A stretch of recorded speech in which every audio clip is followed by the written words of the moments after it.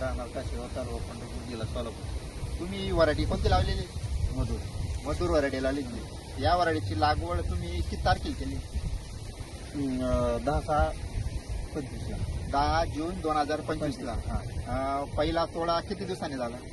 40 दिवसांनी. 40 दिवसांनी पहिला तोडा झालेला आहे.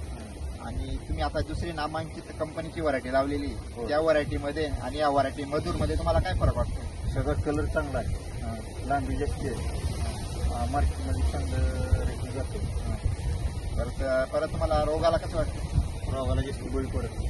रोगाला जास्त बळी पडत नाही. आतापर्यंत तुम्ही 40 दिवसांनी पहिला तोडा केलाय. आज कितवा तोडा होता? आज चौथा आहे. आज चौथा तोडा आहे. आता हे तुम्ही जी लावलेली मधुर हे किती प्लांट लावले? एकच लाईन लावलेली.